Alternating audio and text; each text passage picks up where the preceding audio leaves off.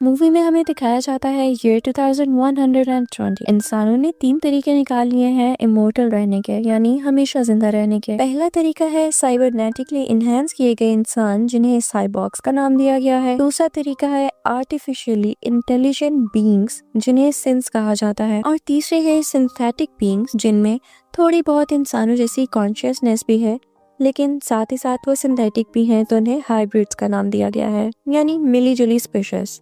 अब इन तीनों टेक्नोलॉजीज में से जो भी टेक्नोलॉजी प्रिवेल करेगी, यानी कि सबको अपने अंडर ले आएगी, वही दुनिया को रूल करेगी। फिर हमें एक स्पेसशिप दिखाया जाता है जिसका नाम है माजिनो। वो पिछले 65 साल यानी 65 ईयर्स से एक मिशन पर है। हम देखते हैं कि कुछ स्लीपिंग पोड्स हैं जिसमें कुछ लोग सो रहे हैं और उस नींद को नाम दिया गया है क्रायो स्लीप का। वहाँ से कुछ लोग बाहर निकलते हैं जिन्हें क्रू मेंबर्स का नाम दिया गया है। वो अपनी नींद से ब्रेक लेने के लिए उठे थे। यहाँ पे कैप्टन डिंस्टेल बोलता है कि कॉम्स डाउन है और लॉग फाइल्स करप्टेड है, पर हो सकता है कि ये कोई ग्लिच हो, और वैसे भी तुम लोग बहुत ज्यादा फ्यूल बर्न कर रहे हो, तो मैं चाहता हूँ कि किसी एक सिस्टम को तो शट डाउन कर दो। यहाँ पर एक मैकेनिक बोलता है कि मुझे लगता है कि आपने स्पेसशिप पर जो एलियंस बिठा रखे हैं उनमें से किसी एक से छुटकारा पाना होगा, या शायद सभी क्रिएचर से। लेकिन सिक्योरिटी साइबोर्ग उन्हें याद दिलाता है कि नहीं, हमारे मिशन का मेन कैरेक्टर तो यही क्रिएचर्स हैं, इनके बगैर हमारी रिसर्च का कोई फायदा नहीं है। इसके बाद एक साइंटिस्ट हमें इन्हीं अजीबोगरीब एलियंस को कुछ खाना खिलाते हुए नजर आता है। कुछ क्रिएचर्स स्मॉल हैं, छोटे हैं, कुछ कैप्सूल्स में रखे गए हैं, लेकिन कुछ बहुत बड़े और खतरनाक क्रिएचर्स भी हैं। सब सिस्टम्स को चेक कर लिया जाता है कि कोई कमी तो नहीं रह गई है। अब क्रू वापस स्लीप पर जा सकता है, उसी क्रायो स्लीप पर जिससे उन्होंने ब्रेक ली थी। दूसरी तरफ हम जमीन पर देखते हैं कि एक रिसर्च फैसिलिटी है जिसे नेवरलैंड का नाम दिया गया है। वो एक कॉर्पोरेशन से बिलोंग करती है। वहाँ पर हमें एक लड़की दिखाई जाती है जिसका नाम है मार्सी। उसे कोई स्कॉर्पियंस के बारे में सिखा रहा है, लेकिन तभी वहाँ पर एक डॉक्टर आती है जिनका नाम है सिल्विया। वो अनाउंस करती है कि सब कुछ तैयार है। पता चलता है कि मार्सी कुछ बीमार है और उसे ऑपरेटिंग रूम की तरफ ले जाया जा रहा है ताकि उसका दिमाग किसी सिंथेटिक बॉडी में शिफ्ट किया जा सके। कंपनी फाउंडर बोलते हैं कि मार्सी पहली ऐसी इंसान होगी जिसका ह्यूमन बॉडी से सिंथेटिक बॉडी में ट्रांसफर किया जा रहा है, और वही पहली हाइब्रिड बनेगी। अब यहाँ पर मार्सी को मशीन से कनेक्ट कर दिया जाता है। उसे अपने बचपन की यादें आने लगती हैं। जैसे जैसे उसका दिमाग नए जिस्म में जा रहा होता है, वो सब कुछ रिविजिट करती है अपनी चाइल्डहुड मेमोरीज से। कुछ देर बाद हम देखते हैं कि मार्सी बिल्कुल हेल्दी है और बहुत अमेजिंग चीजें कर सकती है, जैसे कि जंपिंग, और वो भी बहुत ऊंचाई से। अब उसे नाम दे दिया जाता है वेंडी का। और सबसे बड़ी बात ये कि क्योंकि सिंथेटिक बॉडीज ग्रो नहीं कर सकती, तो उसे पहले से ही अडल्ट बॉडी दी जाती है। लेकिन जाहिर है कि उसका दिमाग तो अभी भी बच्चों वाला है। कर्श एक्सप्लेन करता है कि फेक बॉडीज ऐसे हार्मोन्स नहीं बना सकती जिस तरह के इंसानी जिस्म बना सकता है, ऐसे इमोशंस और ऐसे मूड्स जो ह्यूमंस के होते हैं। तो अब वेंडी के पास ऐसे कोई इमोशंस नहीं होंगे। डॉक्टर सिल्विया बताती हैं कि फैसिलिटी पर और भी बच्चे आने वाले हैं और कॉर्पोरेशन को उनकी मदद करनी होगी इसी ट्रांजिशन के लिए। जैसे ही वो बच्चे आ जाते हैं तो वेंडी उनके साथ बहुत बातें करती है और उन्हें अपनी नई बॉडी दिखाती है कि कितनी स्ट्रॉन्ग है।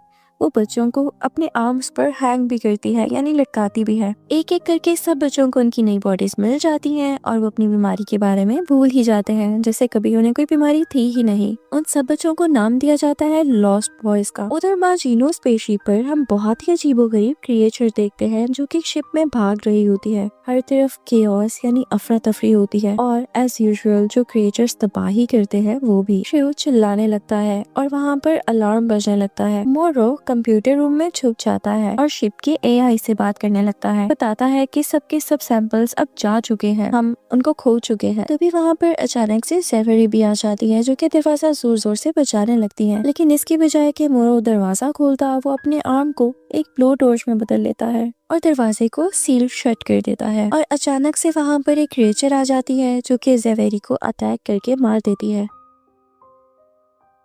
मोरो एआई से कहता है कि सबके सब क्रू मेंबर्स मर चुके हैं। तभी वही क्रिएचर दरवाजा बजाने लगता है और शीशा तोड़ते हुए अंदर आ जाता है। मोरो एआई से कहता है कि शिप को जल्द से जल्द अर्थ पर क्रैश करना होगा क्योंकि यही क्रिएचर्स हमारी प्रायोरिटी हैं। अब यहाँ पर मोरो एक पोर्ट में छुप जाता है। वो एलियन अंदर आकर उस पोर्ट पे पीकता तो है, लेकिन कोई असर नहीं होता। मोरो जमीन पर लैंड करने के लिए, यानी जमीन पर क्रैश लैंडिंग करने के लिए तैयार होता है। दूसरी तरफ हम देखते हैं कि हर्मिट एक ऐसे शहर में पहुंचता है जिसका नाम है न्यू सायम। उस शहर को वही कॉर्पोरेशन चला रही है। वेंडी उसको सिक्योरिटी कैमरा पर देखती है और यहाँ पर उसकी स्टोरी बताई जाती है कि वो भी उसी कॉर्पोरेशन के लिए काम करता है और उसे लगता है कि उसकी बहन मार्सी मर चुकी है। जब वो उसको देखती है तो उसे दोबारा से अपने बचपन की यादें आने लगती हैं। जब हामिद छत पर होता है, अपने कोवर्कर से बात कर रहा होता है, उसे अचानक से लगता है कि बिल्डिंग हिल रही है और उसी वक्त माजिनो उस शहर में क्रैश कर जाती है बहुत बड़े एक्सप्लोजन के साथ। हामिद और उसकी टीम नीचे पहुँचते हैं ताकि जल्द से जल्द लोगों को वहाँ से निकाला जा सके और वो मलबे के नीचे भी ना आ जाएं। इस चीज के लिए उन्हें गाइड किया जा सके। जितनी देर में टीम देख रही होती है कि कहीं कोई सर्वाइवर है तो उसे बचाया जा सके, उतनी ही देर में वो शिप के पास आ जाते हैं। वो एक होल से अंदर जाते हैं जो उन्हें एक होल तक ले जाता है। वापिस आते हैं मोरो की तरफ, जो कि अपना ट्रांसफॉर्म बाजू यूज करता है इम्पैक्ट रूम से बाहर आने के लिए। वो शिप में घूम रहा है और वहाँ पर उसे हर जगह पर क्रू की बॉडीज मिलती हैं। जब वो हामिद की टीम को सिक्योरिटी कैमरा पर देखता है तो वो शिप कंपनी को कॉल करता है कि उन्हें ऐसा करने से रोका जाए, उन्हें वार्न करता है। यहाँ पर वेंडी, जो कि सब कुछ सिक्योरिटी फुटेज पर देख रही थी, वो कहती है कि हमें अपनी टीम को भी भेजना चाहिए। अब उसकी टीम भी कर्श के सुपरविजन में वहाँ से चल पड़ती है। उधर माजिनो पर हामिद टीम के 2 मेंबर्स सर्वाइवर्स को ढूंढने लग जाते हैं। जैसे ही सोल्जर्स बॉडीज ढूंढ रहे होते हैं तो एक लीच लाइक एलियन सीलिंग में से निकल कर आता है और उनकी शर्ट्स में घुसने की कोशिश करता है। अचानक से मोरो आता है और उन सोल्जर्स को अपना हॉस्टेज बना लेता है। जब मोरो वहाँ से चला जाता है तो वही बग्स उन आदमियों के सर में क्रॉल कर जाते हैं और आहिस्ता आहिस्ता उनके दिमाग को खाकर उन्हें मार डालते हैं। उधर हम देखते हैं कि साइंस लैब रूम में हामिद और उसके 2 साथी बॉडीज से भरे हुए पोर्ट को पाते हैं। जब वो हेडक्वार्टर बताने की कोशिश करते हैं तो रेडियोस इनस्टेबल हो जाते हैं। हामिद जब डेड बॉडीज पर देखता है तो उसे लगता है कि ये तो हफ्तों से डेड पड़ी हैं। वो बिना ये चीज नोटिस किए कि एक पोर्ट में एलियन भी है, वो दूसरे रूम में चले जाते हैं। वहाँ भी उन्हें डेड बॉडी से मिलती हैं। इसके बाद जब वो तीनों वहाँ से चले जाते हैं, यानी शिप से निकल जाते हैं, बिल्डिंग के अंदर सर्च करने लगते हैं, तो उन्हें इस बात का बिल्कुल भी अंदाजा नहीं होता कि एक एलियन जिसका नाम है जेनोमॉर्फ उनका पीछा कर रहा है। वो सीढ़ियों से जाते हैं और उसके बाद उन्हें जिस दरवाजे से गुजरना होता है उस तक जाने के लिए बीच में एक बहुत बड़ा गड्ढा होता है। हामिद का साथी जंप करता है, वो वहाँ तक पहुँच तो जाता है लेकिन उसे चोट भी लगती है। उनका अगला साथी भी वहां तक जंप करके जाता है पर फ्लोर टूट जाता है, पर पहला साथी उसे पकड़ने में कामयाब हो जाता है। अब इससे पहले कि हामिद पे जंप करता, वो देखता है कि कुछ सलाइवा लाइक उसके शोल्डर पर गिर रहा है। वो ऊपर देखता है तो उसे पता चलता है कि ज़ेरोबॉर्फ तो छत पर ही है।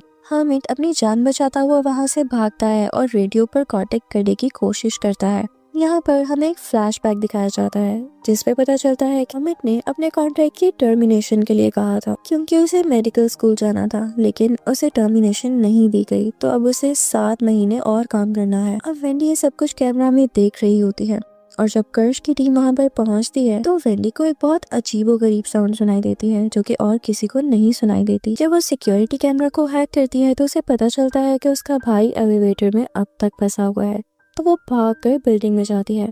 जैसे ही वो पास जा रही होती है तो आवाज फट रही होती है। कर्श भी उसके साथ साथ होता है और बाकी लॉस्ट बॉयज की टीम भी। वो सब जब शिप के अंदर जाते हैं तो देखते हैं कि शिप की सीलिंग पर अभी भी एलियन प्लांट स्टक है। हर तरफ खून से भरी हुई बॉडीज हैं। उन्हें एक बिल्ली भी दिखती है जिसकी आंख के अंदर एक एलियन होता है और वो मिनी एलियन उस बिल्ली की आंख अपने साथ लेता हुआ उसकी बॉडी से निकल जाता है। अब वही छोटा सा एलियन आगे बढ़कर एक टीम मेंबर पे भी अटैक करता है, लेकिन वो उसे अपने हाथ से रोक देती है। वहाँ पर वो उसे एक टेबल पर फेंक देते हैं जहाँ उसे एक ट्रे में कैच कर लिया जाता है। कर्श उसकी बॉडी कंप्यूटर से कनेक्ट करता है तो उसे पता चलता है कि ये तो एक रिसर्च रिजल्ट था। उधर हामिद अपनी रिसर्च जारी रखता है। उसे वहाँ पर एक आदमी मिलता है, वो साथ जाते हैं और एक अपार्टमेंट का दरवाजा नॉक करते हैं। वहाँ पर एक कॉस्ट्यूम पार्टी चल रही होती है। तभी वहाँ पर जेनोमॉर्फ आता है और फौरन से हामिद के साथ जो आदमी होता है उसे मार डालता है और उसे उठा कर फेंकता है, जिसकी वजह से उस आदमी के पास जो रखी गन होती है वो एक्टिवेट हो जाती है और उसकी वजह से जो कॉस्ट्यूम पार्टी का होस्ट होता है वो डर के मारे अंदर भाग जाता है, लेकिन दरवाजा खुला रह जाता है और जेनोमॉर्फ पार्टी को क्रैश कर देता है। वहाँ पर मौजूद सबके सब गेस्ट को मारने लगता है। हामिद के साथ जो आदमी था वो उसकी बॉडी में उठाकर हामिद की तरफ फेंकता है। अब पूरा का पूरा कमरा लाशों से भरा हुआ है। जब सारे के सारे गेस्ट मर जाते हैं, यानी उनको जेनोमॉर्फ मार डालता है, तो अब जेनोमॉर्फ बालकनी से छलांग लगाता है हर्मिट को भी मारने के लिए, लेकिन तभी वहाँ पे मोरो आ जाता है और अपनी इलेक्ट्रिकल गन को यूज करते हुए जेनोमॉर्फ को स्टन कर देता है और उसके बाद हर्मिट को भी। जब वो एलिवेटर तक पहुंचता है तो उसको उस कॉर्पोरेशन के सोल्जर्स घेर लेते हैं जो उसे अरेस्ट करने की कोशिश करते हैं। अब इनके आर्ग्यूमेंट की वजह से जेनोमॉर्फ को टाइम मिल जाता है कि वो दोबारा से जाकर उन तक पहुंच सके और उन्हें जान से मार सके। वो मोरो को मारने के लिए तैयार होता है, लेकिन कुछ आवाजें सुनता है और वहां से भाग जाता है। कर्श उधर दूसरी तरफ कंप्यूटर फाइल्स पर देख रहा है, जहाँ उसे एक फुटेज मिलती है कुछ क्रीपी एग पैचेस की। वो ये बात वेंडी को बताता है।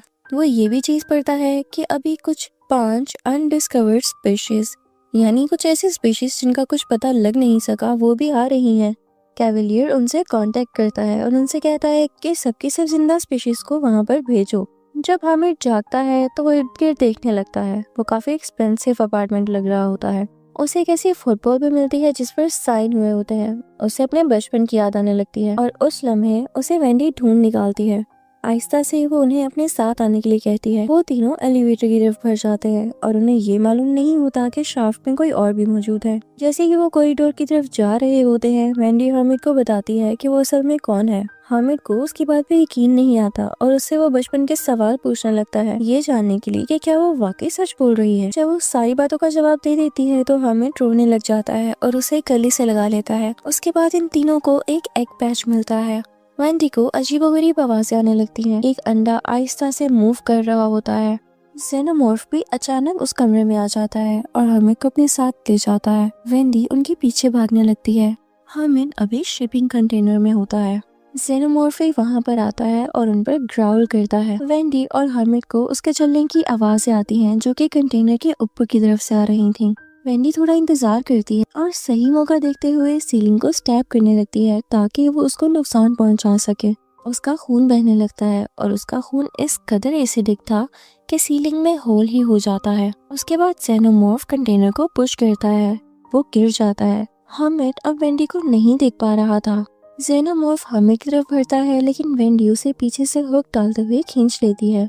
वो उसे दरवाजे की तरफ खींचती है और हर्मिट उसे बंद कर देता है, जिसके बंद होने की वजह से एलियन का इनर जो कट हो जाता है। लेकिन वो होसीला जेनोमॉर्फ अपने साथ साथ वेंडी को भी दरवाजे के अंदर खींच लेता है। हर्मिट केबल को बाइट करता है ताकि वो दरवाजे को दोबारा से खोल सके। दरवाजा खुल तो जाता है, लेकिन वो ये देख के हैरान रह जाता है कि जेनोमॉर्फ की बॉडी कुछ डैमेज हो रही है। यहाँ पे हर्मिट और वेंडी बेहोश हो जाते हैं। होश में आने के बाद हर्मिट को उसकी शेडिंग दिखती है। उधर हम मोरो को देखते हैं जिसका ब्रेन अभी भी कंप्यूटर से जुड़ा है। कर्श और मोरो का आर्ग्यूमेंट हो जाता है कि शिप अब किससे बिलोंग करती है। उसी दौरान एक एग खुल जाता है और मोरो बाहर की तरफ जंप लगा देता है। उसके बाद कॉर्पोरेशन टीम आती है जो कि लॉस्ट बॉयज को, रेस्क्यू टीम को और एलियन सिंबल्स को उठाकर नेवरलैंड लेकर जाने लगती है, जबकि सिल्विया वेंडी पर अपना काम कर रही होती है कि वो उसे ठीक कर सके। कर्श जब भी किसी अंडे को खुलता हुआ देखता है तो परेशान हो जाता है। अभी भी एक अंडा खुलता है और उसे ड्रैग करके ले जाता है। उन्हें एहसास होता है कि अंडे तभी रिएक्ट करते हैं जब उनके सामने कोई ऑर्गेनिक लाइफ होती है।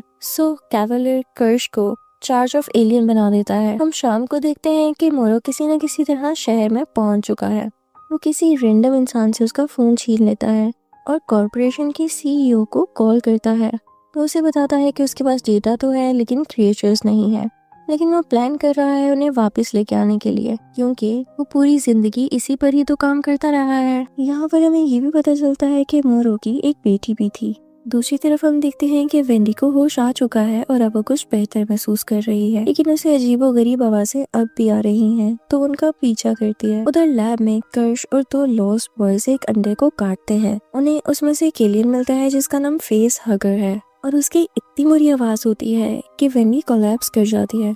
उधर हम ऑपरेटिंग रूम में हर्मिट को देखते हैं जहाँ पे उसका एक लंग यानी गुर्दा निकाला जा रहा है, जो कि अब एक ट्यूब में प्रिजर्व्ड है। फिर वहाँ पर कर्श आता है और पैरासाइट को टैंक में गिरा देता है ताकि खुद ब खुद लंग की तरफ चला जाए। वेंडी सबको बताती है कि मुझे बहुत अजीबोगरीब आवाजें आती हैं और वो सिर्फ मुझे ही क्यों सुनाई देती हैं। ऐसे लगता है कि जैसे वो एलियन मुझी से बात करना चाह रहे हैं। कैवलियर उसे कहता है, तो क्या तुम वो साउंड्स मिमिक कर सकती हो? वेंडी वो साउंड्स मिमिक करती है और वो आवाज़ें सबको बहुत अजीब लगती हैं। हम लैब में देखते हैं एक आई एलियन को जिसे ग्लास केस में रखा गया है। उसी ग्लास केस में एक शीप भी होती है और शीप के सर पर जंप लगाता है और फौरन से इसको मार डालता है, उसकी आंख को बाहर निकाल कर। वहाँ पे एक लड़का ऑर्थर एलियंस की प्रेजेंस को यानी उनकी मौजूदगी को डिसअप्रूव करता है, मानता नहीं है। उसे ये शक था कि उन्होंने हाइपर एडवांस एआई को बनाने के लिए 6 बच्चों का कत्ल किया था। तभी वहाँ पर निब्स आ जाती है और बोलती है कि वो एक्सपेक्ट कर रही है। पर ऑर्थर उसे एक्सप्लेन करता है कि तुम्हारे जैसी मैकेनिकल बॉडी के लिए पॉसिबल ही नहीं है। पर निब्स कहती है नहीं, ये असल है।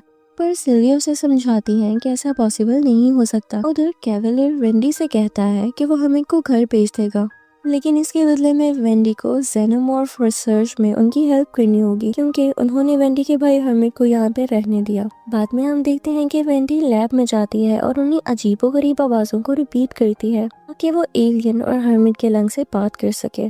तभी अचानक से हर्मिट के लंग में से एक बेबी जेनोमॉर्फ निकल कर आता है, लेकिन वेंडी उसे ठंडा करती है उसी अजीबोगरीब आवाज़ को निकाल कर, और उसके बाद उस बेबी जेनोमॉर्फ को पेट करने में कामयाब हो जाती है। गर्श ये सब दूर से देख रहा होता है। तभी वहाँ पे एक फ्लैशबैक आता है जो दिखाता है कि मार्टिनो का क्रू अपने क्रायोट के अंदर जा रहा है। वहाँ हम देखते हैं कि आग भी है और 2 फेसहगर्स वहाँ से एस्केप कर चुके हैं। एक ने कैप्टन डेंस्टेल को मार दिया है और दूसरे ने अपनी बॉडी किसी और के साथ अटैच कर रखी है। मोरो भाग कर जाता है इन्फर्मरी की तरफ और उसे पता चलता है कि रिंसेल वाकई ही मारा गया है, क्योंकि कुछ क्रू मेंबर्स ने जब फेसहगर्स को मारा था तो उनका खून उसी कैप्टन के फेस पर भी गिरा था। ब्रोंकी अभी भी जिंदा है तो वो सब अग्री करते हैं कि उन्हें उसी क्रीचर के साथ क्रायो स्लीपर भेज देते हैं, लेकिन एट द एंड उनका ये प्लान फेल हो जाता है और वो फेसहगर ब्रोंकी को मार डालता है और फिर बोट को ब्रेक करता हुआ वहाँ से निकल जाता है। मोरो एक आदमी को एक इलेक्ट्रिक स्टन गन देता है। क्रू मेंबर्स में से कुछ लोग भी उठ जाते हैं। उसी दौरान वो लोग नोटिस करते हैं कि एक और एलियन एस्केप कर चुका है। अब वहाँ पर एक क्रू मेंबर की तबीयत उन्हें कुछ ठीक नहीं लगती। जब उसका स्कैन किया जाता है तो पता चलता है कि उसके डाइजेस्टिव ट्रैक्ट में कुछ डार्क स्पॉट्स हैं। उसका बहुत ज्यादा खून निकल रहा होता है। तो वहाँ मौजूद 2 लोग उसका ऑपरेट करने लगते हैं और जब वो उसका ऑपरेशन कर रहे होते हैं तो उन्हें कुछ फॉरेन बॉडीज नजर आती हैं। उन्हें लगता है कि शायद ये कोई ट्रिक्स है। जब उनको रिमूव कर रहे होते हैं तो एक टिक एक गैस स्प्रे करती है जो कि फौरन वहाँ पर मौजूद 3 लोगों को मार डालती है। बाकी वहाँ से भागने की कोशिश करते हैं, लेकिन जो एलियन बग्स होते हैं वो उसकी बॉडी से निकल आते हैं। वहाँ पर एक और जेनोमॉर्फ अटैक करने के लिए आ जाता है। अब मोरो इन सब चीजों से बहुत तंग आ चुका था। वो शिप की कमांड ले लेता है, सबको ऑर्डर देता है कि जितना जल्दी हो सके हमें अर्थ पर पहुँचना होगा। इसके बाद मोरो कॉरिडोर की तरफ जाता है, लेकिन उसे कोई रोक लेता है जो उसके ऊपर फायर भी चलाता है। इसी फायर के दौरान एक और आदमी हर्ट हो जाता है। मोरो उसे घसीटता हुआ लैब में ले आता है और उसे छुपा देता है। अनफॉर्चुनेटली वही आदमी जिसने मोरो का कॉरिडोर में रास्ता रोका होता है वो वहाँ पर आ जाता है और उस आदमी को जिसको मोरो ने छुपाया था उसको सर में गोली मार देता है। मोरो भी वापस उस पर गोली चलाता है, लेकिन वो दूसरे दरवाजे से भाग जाता है। लेकिन मोरो भी आकर उसे ब्लेड से मार डालता है, लेकिन दरवाजा खुले रह जाने की वजह से आई एलियन भी लैब से बाहर निकल आता है। उस तरफ हम मेडिकल बे का सीन देखते हैं जहाँ पर जेनोमॉर्फ आकर ज़वेरी के पीछे आता है और उसकी टांगों पर अपनी टेल मारता है ताकि वो गिर जाए। ज़वेरी फौरन से भाग जाती है और दरवाजा बंद कर लेती है, लेकिन जेनोमॉर्फ दरवाजा खोलता है और उसका पीछा करने लगता है। दूसरे रूम में ज़वेरी को एक ब्लू टॉर्च मिलती है जिससे वो दरवाजे को सील कर देती है। मोरो भी खुद को कंप्यूटर रूम में छुपा लेता है और बाहर जेनोमॉर्फ से जो भी फाइट कर रहा होता है वो उसे अपनी टेल से इतनी बार मारता है कि उसकी बॉडी यूजलेस हो जाती है और उसकी बॉडी से आई एलियन बाहर आकर जेनोमॉर्फ के फेस पर चढ़ जाता है और यहाँ पर ज़वेरी को भी मौका मिल जाता है भागने के लिए। लेकिन जब वो मोरो से मदद मांगती है तो वो दरवाजा सील कर देता है एक ब्लो टॉर्च के साथ। उसे कोई फर्क नहीं पड़ता कि बेशक जेनोमॉर्फ के अटैक से ज़वेरी मर ही जाए। कुछ ही देर में अर्थ पर शिप क्रैश हो जाती है और चंद ही दिनों बाद मोरो उसी कॉर्पोरेशन से मिलता है और उनसे वादा करता है कि वो एलियन सैंपल्स को वापस लेकर आएगा। वो ये भी प्लान करता है कि वो कैवलियर को मार डालेगा। हमें दिखाया जाता है कि बेबी जेनोमॉर्फ को लॉक किया गया है, लेकिन वेंडी उससे बात करने के लिए उसे विजिट करती रहती है और हमेट अपनी बहन के लिए परेशान है। हमेट उसे कहता है कि हमें यहाँ से निकल जाना चाहिए, पर वेंडी अभी भी यहाँ पर रहकर कुछ रिसर्च करना चाहती है। दूसरी तरफ हम निब्स को देखते हैं जो कि अपना टेस्ट करवा रही होती है, क्योंकि उसे लगता था कि जैसे वो एक्सपेक्ट कर रही है। साइंटिस्ट कुछ समझ नहीं पाते तो एक लड़का कहता है कि उसका माइंड वाइप कर दो। आर्थर एक बहुत काइंड साइंटिस्ट होता है, वो मना कर देता है, लेकिन डॉक्टर सिल्विया अग्री कर लेती है और ऑर्थर को निकाल दिया जाता है। उधर हम देखते हैं कि वो कॉर्पोरेशन और कैवलियर एलियन क्रैश के लिए एक दूसरे को ब्लेम कर रहे होते हैं। निब्स की मेमोरी वाइप होने के बाद वेंडी सिल्विया से कन्फ्रंट करती है। वो उससे कहती है कि प्रॉब्लम्स एलियन नहीं बल्कि तुम हो। उसी वक्त लैब में एक एक्सीडेंट होता है जब एक आदमी गलती से एक एलियन सेल खोल देता है और एलियन उस पर एसिड फेंककर उसे मार डालता है। अब उधर ऑर्थर और एक और आदमी लैब में जाते हैं, लेकिन वो आदमी ऑर्थर को धोखा दे देता है और उसे एलियन के साथ लॉक कर देता है। थोड़ी देर बाद एलियंस वहाँ से एस्केप कर जाते हैं और साइंटिस्ट को मारना शुरू कर देते हैं। यहाँ पर वेंडी हैकिंग से जेनोमॉर्फ को फ्री कर देती है ताकि वो उनकी मदद करे। हर्मिट ऑर्थर की मदद से उनके ट्रैकर्स बंद कर देता है और फिर तीनों यानी वेंडी, हर्मिट और निब्स जंगल की तरफ भाग जाते हैं। जंगल में उनको कुछ ग्रेव्स मिलती हैं, असली कर जाते हैं और साइंटिस्ट को मारना शुरू कर देते हैं। यहाँ पर वेंडी हैकिंग से जेनोमॉर्फ को फ्री कर देती है ताकि वो उनकी मदद करे। हर्मिट ऑर्थर की मदद से उनके ट्रैकर्स बंद कर देता है और फिर तीनों यानी वेंडी, हर्मिट और निब्स जंगल की तरफ भाग जाते हैं। जंगल में उनको कुछ ग्रेव्स मिलती हैं, असली बच्चों की, जिनके माइंड्स इन हाइब्रिड्स में ढाले गए थे। वहाँ सोल्जर्स भी आ जाते हैं, लेकिन वेंडी जेनोमॉर्फ को बुला लेती है जो सबको मार डालता है। जब वो डॉग्स तक पहुँचते हैं, सोल्जर्स उनका इंतजार कर रहे होते हैं। एक सोल्जर निब्स का टॉय पानी में फेंक देता है तो निब्स उस पर अटैक कर उसका जो तोड़ डालती है। यहाँ पर फाइटिंग होने लग जाती है। वेंडी और निब्स दोनों अपनी रोबोटिक स्ट्रेंथ से सोल्जर्स को गिरा देती हैं, लेकिन एंड में हर्मिट चोट देख के निब्स को रोक लेता है और सब पकड़े जाते हैं। इस दौरान हम देखते हैं कि जेनोमॉर्फ पूरे आइलैंड पर इंसानों को मार रहा होता है और वेंडी फैसिलिटी के सिस्टम को हैक करके सिल्विया को उनके क्राइम्स दिखाती है और सेल्फ डिस्ट्रक्ट अलार्म एक्टिवेट कर देती है। वहाँ मोरो और कर्श के दरमियान लड़ाई होती है। मोरो मरने ही वाला होता है और इसी दौरान सब कंट्रोल से बाहर भी होने लगता है। एडम हर्मिट को ट्रिक करता है और एक एलियन उस पर अटैक करता है, लेकिन वेंडी उसे बचा लेती है। वो उसकी बॉडी को रोबोटिक तरीके से फ्रीज कर देती है, कुछ हैकिंग करके। अब फाइनली यहाँ पर आखिरी सीन आ जाता है जिसमें कैवलियर एस्केप करने की कोशिश करता है और $1 मिलियन रिवॉर्ड ऑफर करता है। यहाँ वेंडी भी जेनोमॉर्फ को बुला लेती है जो सब गार्ड्स को मार डालता है। अब हर्मिट कैवलियर को बेहोश कर देता है और वेंडी सब करप्ट साइंटिस्ट जिनमें सिल्विया, एडम, मोरो, कर्श और कैवलियर हैं उनको एक सेल में बंद कर देती है और यहाँ पर बोलती है कि अब इंसान नहीं, हम हाइब्रिड्स और